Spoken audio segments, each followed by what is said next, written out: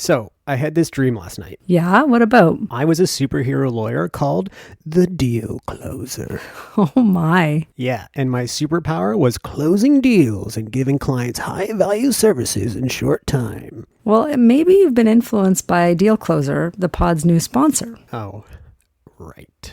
I mean, it makes sense. Deal Closer does have a superpower vibe that helps lawyers close deals, bill, and collect faster. It's all coming back to me now. They offer document management, collaboration, e-signing, and really easy comparisons between versions. That's right. But to be clear, I do support your superhero aspirations. I mean, you're close already. And maybe while you get there, you can use Deal Closer. It's time I work with one of the fastest growing transaction management companies in North America.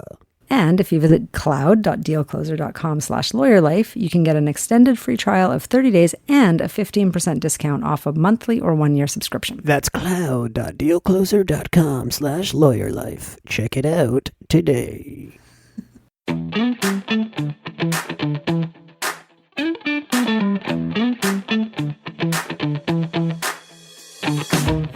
Welcome to the Lawyer Life podcast, where we seek to navigate our days with a little less stress and ideally a lot more fulfillment.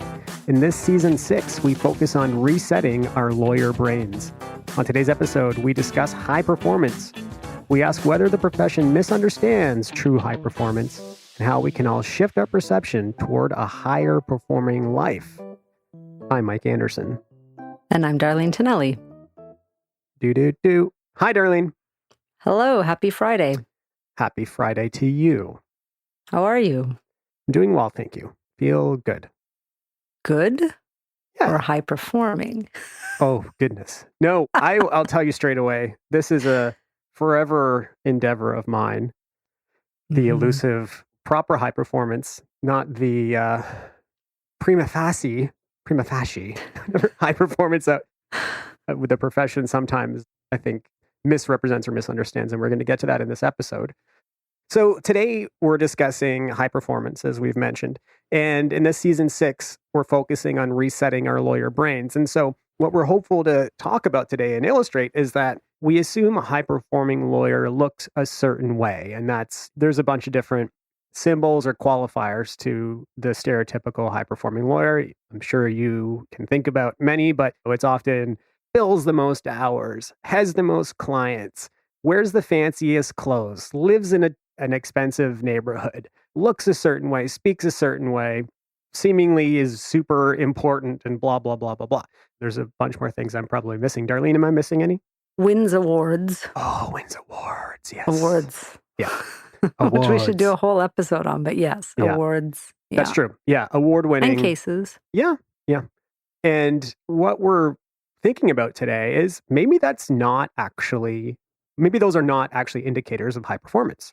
And so, because oftentimes, just like good old Mike working way too hard in the heat, there's a downside to a lot of those things. And those downsides can lead to real barriers to high performance and some very serious outcomes like mental health struggles and stressors on relationships and families and otherwise. So what we're actually thinking about today is maybe high-performing lawyers are the ones that don't appear that way.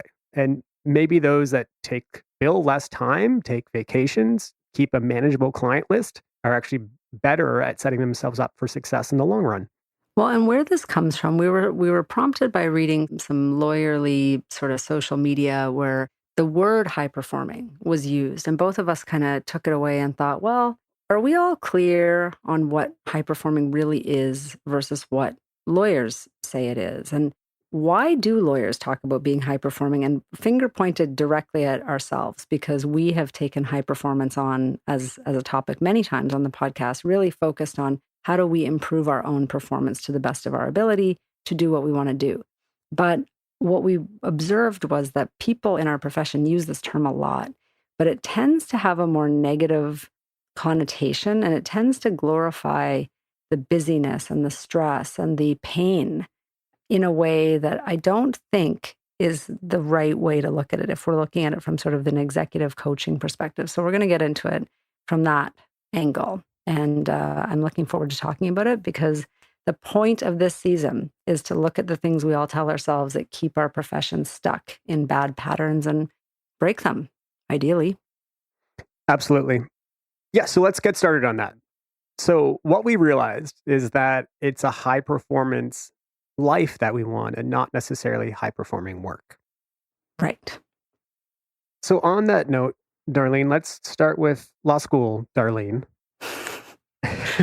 What behind the ears, what was her thought about what successful lawyer Darlene would be 10, 20 years into practicing? Well, I think we didn't have any clue, first of all. But I think if we were to extrapolate what law school was like, I think that in law school, I did have a sense that the things that worked in law school were going to work beyond law school. So I would say during the 3 years of law school, I worked really hard in a sort of toiling way that I hadn't previously. And I think that there was a direct connection between grades and jobs at that time. And there was very much this culture of who's working longer. Oh, we're all going to get behind if we're not in the library the same amount, and very competitive. And I think that that did carry over for me. I had assumed, whether rightly or wrongly, that that would be the same recipe for success mapped onto the firm. And when I showed up at the firms that I worked at in the early days as summer and articling, there were lawyers who really fit that. And maybe I was looking for them because that was my preconceived notion of what success looked like. Or maybe I was just not really able to look at something that looked different and see it as successful. I'm not sure what the exact source was, but I remember walking around the corporate department and seeing all those little gold or glass deal plaques. You know those things? I don't know if they still give those out. Yep. Do you know which ones I mean? They're like a little, yeah, and a whole desk full of those. I was like, oh, busy and important, right? But I think that somewhere along the way, I started to idolize a different type of lawyer. So that's what I thought it was in law. Does that match with what you thought? Yeah, I think especially in the early days, it's very easy to get swept up in that who works harder, who spends more time in the library, who appears to be in their books the most. That's kind of intoxicating. And I think I definitely overworked looking back in law school because of that, among probably other factors. But I remember distinctly when I was summering, we had a new lawyer, a very experienced lawyer, came to the firm I was working at, and their office wasn't like decorated with a bunch of awards, and they didn't know anything about them at the time until I started to work with them. And working with them, I was like, this lawyer is incredible, like friendly, focused on the client, not didn't seem overtaxed, left at 5 o'clock every day, so on and so forth. And then I realized after working with them and really learning a lot about them and reading online, obviously about the senior lawyer I was working with, this is Queen's Counsel. This is an award-winning, highly, highly respected lawyer. Now, I mentioned an award, and we said that maybe that's not the best qualifier, but the thing that impressed me most about them was actually the work ethic and the way they treated people. And that started to like kind of form what I wanted to become. And that did form what I saw as high performing, because a couple offices down, there were some folks that seemed to be really struggling, and not struggling with the work, but I would say how they've structured their practice, the volume, the hour demands, all those sort of things. And I looked at the two and I thought, I'd rather be this senior lawyer than some of the other folks who brilliant, great people, but were just bogged down in this other reality. So, what I'm interested in talking about with this is just to take the perspective a little bit from outside the legal profession and say, well, what is high performance to people who aren't lawyers? And as anyone who listens to this podcast will know, I'm vaguely obsessed with the idea of high performance coaching and self improvement. And there's a book by Brendan Burchard who is in that world, and it's called High Performance Habits. And we'll link to it in the show notes, but it's something about why exceptional people are that way, or something like that is the subtitle. And his definition is high performers are people who maintain success and well-being over a long period of time. They excel more than their colleagues and can adapt to almost any situation. Here's the key part. High performers are not dissatisfied with themselves, their lives, or their work. They are happier than most people. That to me is the thing that we don't put in the list of things that we're supposed to strive for in our profession. Increasingly, yes, but historically, I think no. So what he points out is that these high performers are succeeding beyond standard norms, and they're consistent and they're steady, and they are always exceeding expectations and building new skills and competencies. And that is what high performance is. And that is a definition that I think we would do well to bring into law, right? Does that make sense? Absolutely. I think it was almost like happiness or satisfaction or enjoyment was almost treated kind of like not even as secondary, but almost as elusive or like a joke. Like when I was in law school, it was like, that's not. Or as a result of the hard work. That's the way I saw it. I did see, like in my early years of law, I saw some people who did have a lot of those things. It seemed they had good physical health, which we'll get into the importance of. They had seemingly a good family relationship. They got away on the weekends. They seemed to have a life outside the office. But my view of it was that they had done their time, in quotes, and then they were able to live this good life. And I don't know where I got that idea, but I think what Brendan Burchard's talking about is they have always been that way. They may have put in some hard years, but they were consistently keeping the eye on the performance throughout. And it's that consistency that has led them to be a lifelong high performer. Because I think in our profession, we have these people. You can probably think of one right now, whether from a place that you encountered in the early days or since.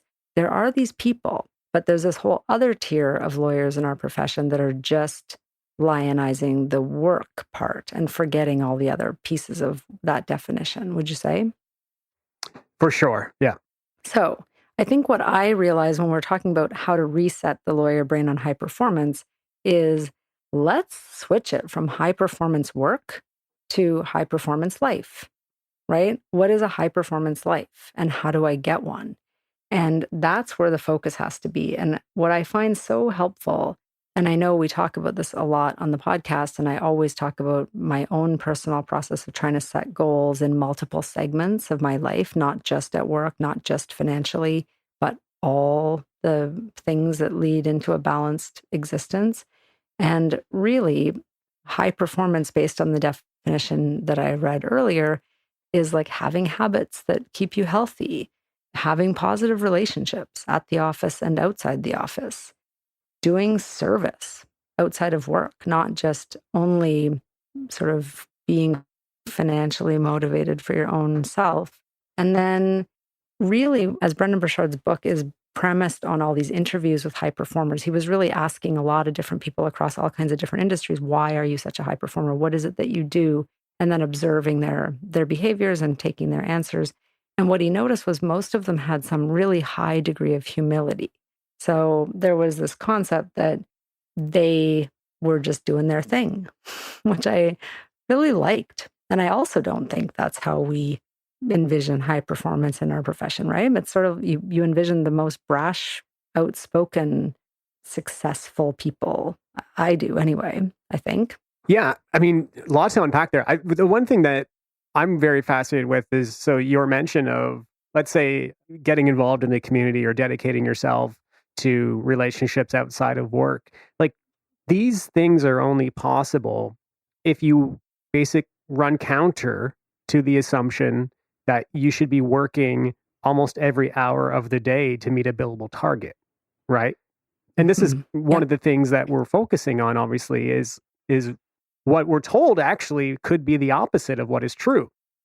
I'm not at all an expert, or really, I'm just starting to learn about Taoism. But there's one thing that I learned from the philosophy recently that I loved, was the idea that space and emptiness is really important, and the metaphor of a bowl, and it's only useful because it has a void.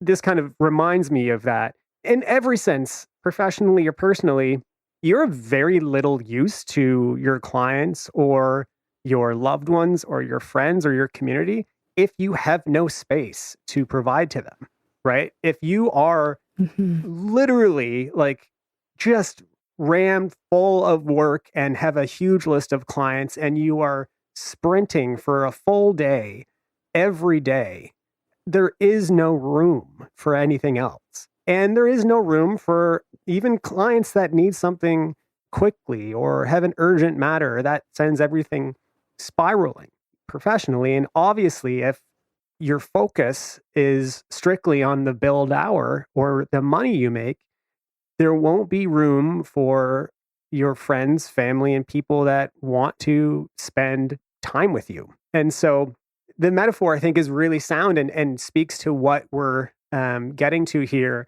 is that you need to make space in your life to be a high performing person. And I think I might have mentioned this once before, but I was always just so surprised by it. I remember early in my time as a lawyer, I had a lunch with a managing partner of a Bay Street firm. And I can't remember how it came up. I think I might have asked for advice or something about that. But this person mentioned that they take at least 2 hours every week blocked out of their schedule to do nothing. Sit in their office, read books, research, listen to stuff, just to stay in touch with new ideas, right? So that innovation was available to them. And that I blew my mind. Like, how could somebody with such an important title at such a Bay Street firm do that? Like, that seems so counterintuitive. But there's a lot of high performing people. You hear the same thing about really successful business leaders or others, that you can't progress. You can't come up with new ideas. You can't really service yourself or other people if you're overloaded, right? So I know that's only maybe one point that you mentioned in the list there, but it's so on my mind lately, and it's difficult to butt up against because our profession is so focused on time spent serving clients that there has to be more, right? There has to be room for other stuff. Yeah, and it's the space that is what gives you. I know we've talked on the podcast over the years about different tools that we use to keep ourselves in the game and in the zone and all of that, but really space, time, having margin at the beginning of the day before you get drawn into emails, and all of these little strategies are really about remembering that we as lawyers are using our brain and our body. Like, that's what we do.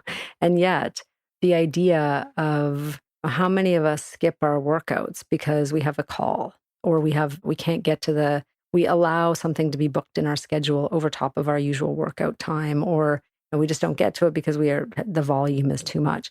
Well, that catches up with us. And high performers, just as a rule, aren't doing that. That's not to say they never miss a workout, but they're prioritizing things that remember that they are the instrument of their profession, or they're in the Silicon Valley world. I think this is quite well accepted, right? This idea of how do you keep yourself in a high performing state is really, really core to some of the innovative companies that are out there and the way they treat their human resources. So I would really love it if we could bring in a bit more of that into the lawyerly world that we inhabit. But the other thing that I thought was really interesting when I was reading up on this was just the things that will stop someone from being a high performer. Now, these are kind of surprising, but I think it's worth outlining some of them because I was really struck when I read them, like, oh, those are pretty common things in the legal profession. So would you like to hear them? I would love to. Is it in list form? Because you know how I love to digest lists. It is. It's 3 points. Oh, even better. A 3-point list, the best kind. Yeah, 3 points. So let me lay out the list just for your interest's sake, and then I will give a little bit more detail, or maybe you can figure it out on your own. But first one, so the things that executive coaches say if they meet someone and any of these 3 things are present, it will either immediately or sometime in the future make them no longer a high performer, even if the coach meets someone in a high performing state, but these 3 elements are present, there is a high chance that the person will lose their edge somewhere along the way. So superiority is number 1. I'll explain. Dissatisfaction, lawyers, and neglect. These are the 3 things that can really torpedo high performance. So superiority, you probably can understand what that is, but it's basically starting to think that you're separate or better because of what you've accomplished. So starting to think that the way you do things is the only way, or stopping asking people for input, or stopping learning, like the managing partner that you mentioned, deciding you no longer need the 2 hours because you know everything or something similar. And I think that when I read that, I just thought, that applies to young associates as much as to partners, don't you think? Yeah. And one thing that really it reminds me of, sorry, my head is in that F1 show that's on Netflix right now that everyone's going mad for. We've been Yes. watching it. This thing exactly came up. So in an episode I recently watched, it's a good example, I think. One of the teams has this like brand new young driver. And obviously the team is run by someone who's been in F1 for a very long time and has a host of experience. And the young driver is struggling. And the gentleman that runs the team gives him advice. Cut to an interview with the driver saying, I know what I need to do to perform and I don't need anybody's advice. Like that's superiority, right? And I think that what this young driver was missing is that he might have had good results in the past, but that doesn't make him a high performer or someone destined for success. And the way that you can build your way toward that is by taking on other people's experience and advice and finding ways to incorporate it into your own unique circumstance. And that driver wound up not doing well. And I think that I am not there yet, but he might not be on the team anymore in the next episode, perhaps because of that. And this is very tempting for folks who wind up becoming lawyers, I think, because they are type A people who have got great marks, got their way through law school, were called to the bar. These are people who have a track record of success.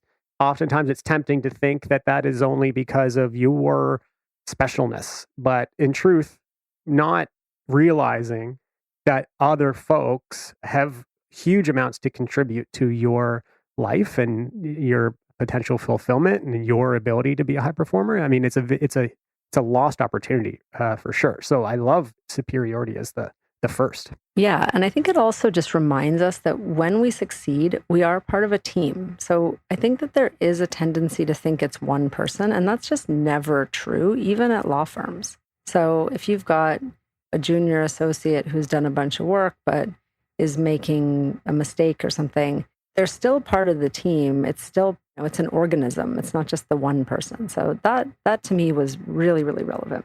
Second thing, dissatisfaction. Like it's almost a caricature of the dissatisfied lawyer, right? And I think some of the elements of the business model in law firms really amp up dissatisfaction, like partnership income allocation. You could be perfectly satisfied with your career, then learn that you're only making 2% less than the partner down the hall, and suddenly you're dissatisfied. Perfect recipe for dissatisfaction. And then the other one is this thing we've talked about a lot, like, oh, I'm not busy enough. What's going on? Why does so-and-so down the hall have more work than me? And then suddenly, oh, I'm too busy. I can't be this busy. Or I know so many lawyers in practice who that's just where they're at most of the time. Either unhappy because we're too busy or unhappy because we're not busy enough. And are we going to lose our job, right? So that is a big factor in our profession and one of the things that is a massive performance destroyer. Does that ring any bells for you? Yeah, for sure. I think it would be just so difficult to be a sustainable, high-performing person and just have dissatisfaction woven into your everyday. This is totally intuitive to me. This doesn't mean that there aren't bad days and difficult struggles, but that this is like a pattern of being disconnected from joy in what you're doing, right? And there's one thing that we've talked about before. I think this idea of maladaptive perfectionism, which in law, we all have high standards. And then oftentimes we beat ourselves up about imperfection and obsessive concerns about mistakes that can drive to dissatisfaction as well. There's a lot of work to do here. And that reminds me of another sports example, I guess, the movie Moneyball, book Moneyball. Billy Beane, who was the general manager, I think he's now president of the Oakland A's. He was a really talented player, highly touted coming out of high school.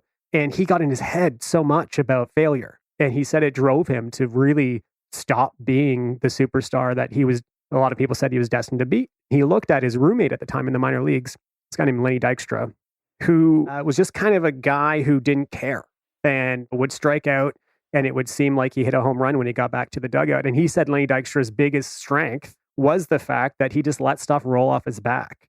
And so you have Billy Beane, who was destined to be a high performer, but laced into his exact profession, being a professional baseball player, is failure. And he couldn't shake it. And so that's another fascinating example of this coming to fruition in a public example that we can all see, being sports, but definitely applicable to our profession as well.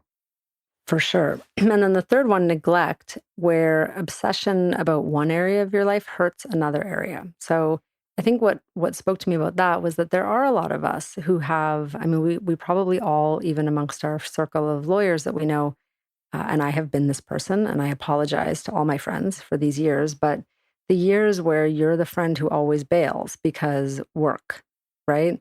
And in my case, I have a lot of friends who are still practicing and like guaranteed someone will be, not as much anymore, but in the early days, often like someone had work. So there was just friends came second to work always.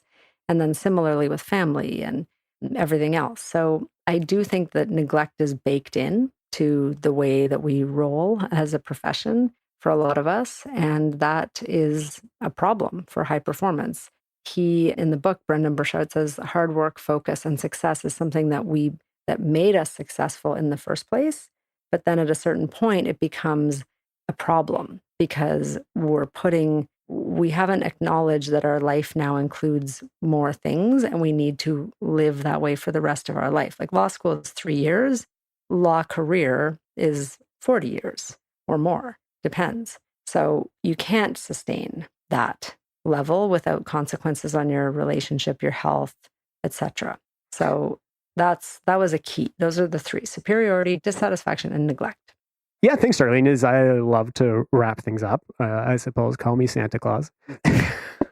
Yikes. Santa Mike? Yeah, Santa. Oh, yeah. Yikes. I love that too. Mm-hmm. This is something. So before I get to that full wrap up, I just want to say out loud, this is totally something that I am focused on and continue to struggle with and try to figure out how exactly I can ensure high performance in my life for the long term.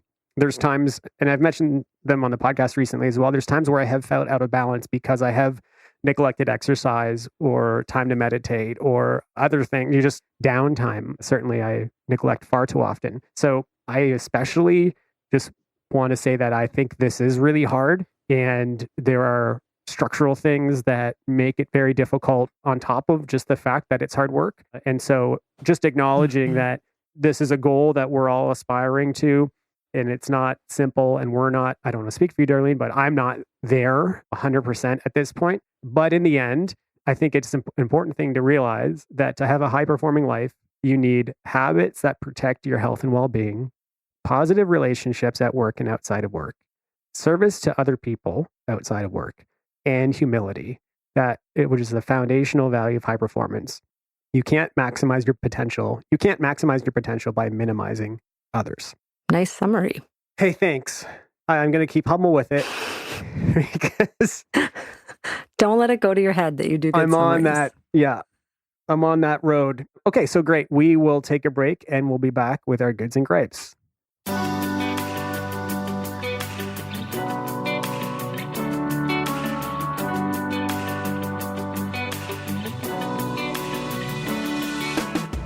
The Lawyer Life podcast is brought to you by Inter Alia Law.